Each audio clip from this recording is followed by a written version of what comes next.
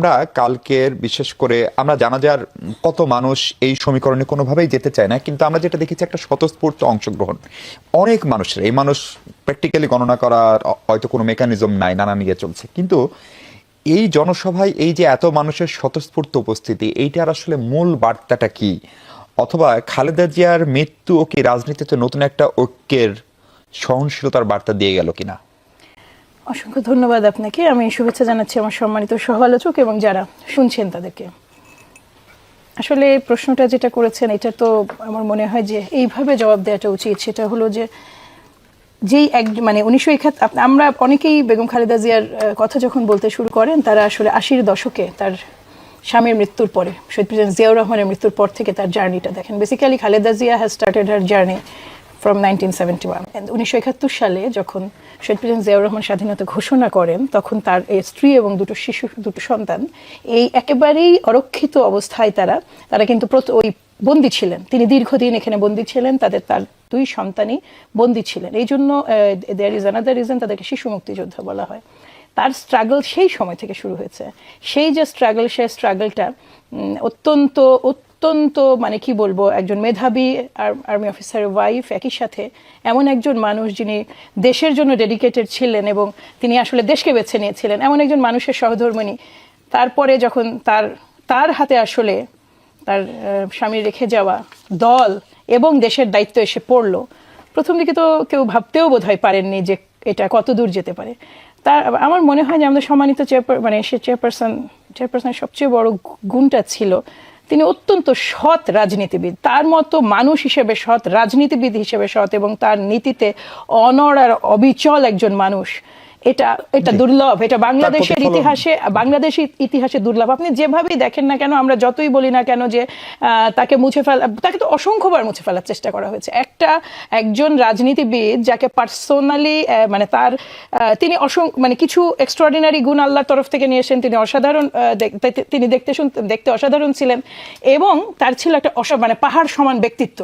আমি একটা ছোট কথা মিশু ভাই বলি, আমরা প্রচুর কথা বলি এবং ম্যাডামের সামনে যে কিন্তু কথা বলা যেত না। আমি এইটুকু আপনাকে নিশ্চিত করে বলি যে উনি কিন্তু শুনতে চাইতেন, কিন্তু তিনি এমন একটা অটল ব্যক্তিত্ব ছিল ওখানে যে কারো পক্ষে বাচালতা করা সম্ভব ছিল না। এই জিনিসটা, এটা কিন্তু আমার ধারণা যে এটা যে কেবল মানে চর্চা করে কখনো পাওয়ার বিষয় নয়। এই জায়গাটায় তিনি যেই স্যাক্রিফাইসটা করেছেন বা তিনি যে অবিচলটা থেকেছেন এই বাংলাদেশের প্রশ্নে, স্বাধীনতার প্রশ্নে, সার্বভৌমত্বের প্রশ্নে, ছোট ছোট কয়েকটা ইনসিডেন্ট না বললেই না, যেটাতে খালেদা জিয়া হয়েছেন 86 আপনি মনে করেন, তার গৃহবন্দী থাকার পরে 86, 2000। এবং আরেকটা জিনিস আপনাকে বলি, তখন বাংলাদেশ জামাতে ইসলামের মানে এটা হচ্ছে আন্দোলন চলছিল, বাংলাদেশ জামাতে ইসলামের হরতাল ছিল। ওই সময় প্রণব মুখার্জি ছিলেন, তিনি কিন্তু দেখা করেননি। তার নীতিটা কিন্তু ডিফারেন্ট ছিল। ওটা কিন্তু উনার হরতাল নয়, উনার যুগপৎ আন্দোলনরত দলের হরতাল। কিন্তু সেই হরতালে যেই অবশ্যই যুগপৎ আন্দোলনরত দল ছিলাম আমরা, কাজে ওইটা তো আমাদেরও হরতাল। যেটা আমরা হরতাল ডাকলে আমাদের সহযোগী দলগুলো যেমন সেটা পারফর্ম করতো, তেমনি আমরাও করতাম। সেই সময় আমার খুব 2015 তো আমি একদম ফুল ফাংশনাল পলিটিক্স করছি, তখন আমি নিজে দেখেছি, শুনেছি যে কিভাবে মানুষজন এটা বিরোধিতা করেছে এবং তাকে বারবার বোঝানোর চেষ্টা করা হয়েছে। কিন্তু ওই যে আপনার অটল এবং অবিচল উনি এই বাংলাদেশে বসে থেকে এই বাংলাদেশের গেস্ট হিসেবে যিনি এসেছিলেন, শুধুমাত্র যেহেতু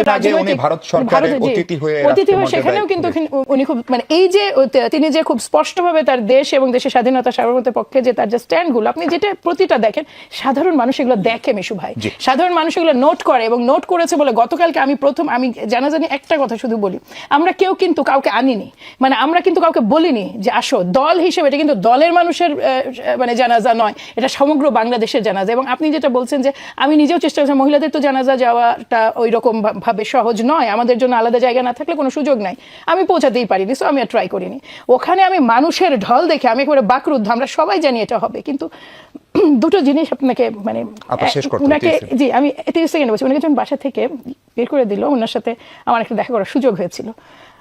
উনার যে চেহারাটা সেদিন আমি দেখেছিলাম, তো আমরা যখন এটা কষ্ট নিয়ে খুব বলতাম, জি মনিরুলের বাসা উচ্ছেদ হয়েছে, আমরা খুব কষ্ট নিয়ে যখন আমরা এটা বলতাম, তখন পরবর্তীতে উনি এটা কাটিয়ে উঠেছিলেন। উনি একটা জিনিস সবসময় বলতেন যে দেশের মানুষ জানে, দেশের মানুষ দেখছে, দেশের মানুষ যে জানে, দেশের মানুষ যে দেখছে, তার উপর নির্যাতন, এইটারই গতকালকে এই যে প্রমাণ। হ্যাঁ, এইটা বিষয় মানুষের উপরে ভরসা রেখেছিলেন। এবং দেখুন আপনি যেটা বললেন, আরেকটা কথা 30 সেকেন্ডে শেষ করে, যেটা বললেন আপনি ঐক্য, খালেদা জিয়া সবসময় ঐক্যেরই প্রতীক।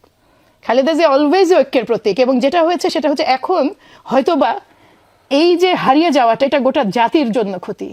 এইটা একটা প্ল্যাটফর্ম বা একটা ওপেন করে দিয়েছে রাস্তা, যেখানে সুযোগ আছে হয়তোবা